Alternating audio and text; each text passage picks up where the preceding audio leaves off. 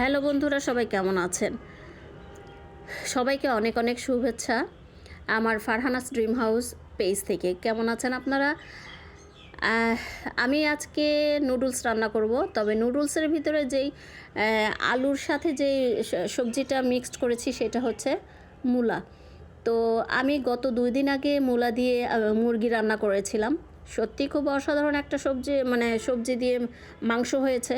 শুধু আলুই যে একদম প্রধান তা না, আপনি মূলা দিয়ে, পেঁপে দিয়ে সব দিয়েই খেতে পারেন। তবে অনেকেই পেঁপে দিয়ে খেয়েছেন, কিন্তু মূলা দিয়ে কয়জন খেয়েছেন আমার জানা নেই। তো আমি মনে হয় ফার্স্ট সেই ব্যতিক্রম ব্যক্তি যে মূলা দিয়ে মুরগি, মূলা দিয়ে নুডলস এগুলো রান্না করছি। এনিওয়ে, মূলা জীবন করে ফেলবো, মূলাময় জীবন, বুঝতে পারছেন? 75 টাকা কেজি আলু খাইতে পারবো না, 120 টাকা কেজি আলু খাইতে পারবো না। তাই আমি মূলাকেই এখন আমি আলুর বিকল্প হিসেবে ধরে নিচ্ছি। আমার নুডলস, মূলা, আলু সব সিদ্ধ শেষ। এখন আমি কড়াই বসিয়ে দিলাম। কড়াইয়ের ভিতরে আমি একটু তেল দিয়ে পেঁয়াজ দিয়ে দিব। পেঁয়াজ দিয়ে কাঁচামরিচ দিয়ে তারপরে সে সুন্দর করে ভাজা ভাজা করে সেইটার মধ্যে আমি আমার নুডলসটা ঢেলে দিব। এইদিকে আমার ডিমের ঝুরা ঝুরা হয়ে গেছে। তো আসলে ব্যাপারটা হয়েছে কি জানেন, মানুষের যখন দেয়ালে পিঠ থেকে যায় তখন মানুষ কিন্তু অনেক বিকল্প চিন্তা ভাবনা করা শুরু করে। ঠিক তেমনি আমরা এখন সবজির ঊর্ধ্বগতিও শেষ হচ্ছে না। 75 টাকা কেজি আলু, এটা কি আসলে পসিবল আমাদের জন্য বলেন তো? তাই বিকল্প কিছু সবজি আমাদের তো চিন্তা করতেই হবে। তো আমি সেই জন্যই বিকল্পভাবে আমি মূলাকেই প্রাধান্য দেওয়ার চেষ্টা করছি।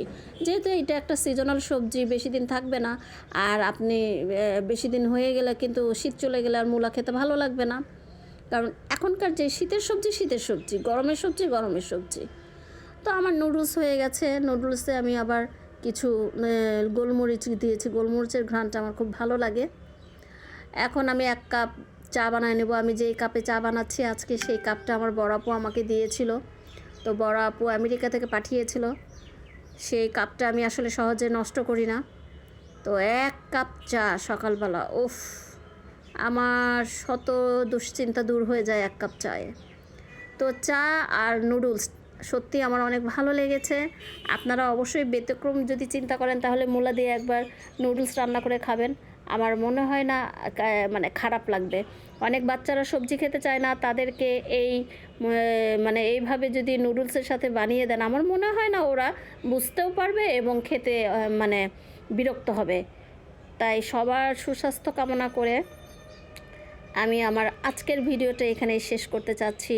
ভালো থাকবেন, সুস্থ থাকবেন এবং আমার এই ব্যতিক্রমী রান্নাটা কেমন লাগলো অবশ্যই জানাবেন।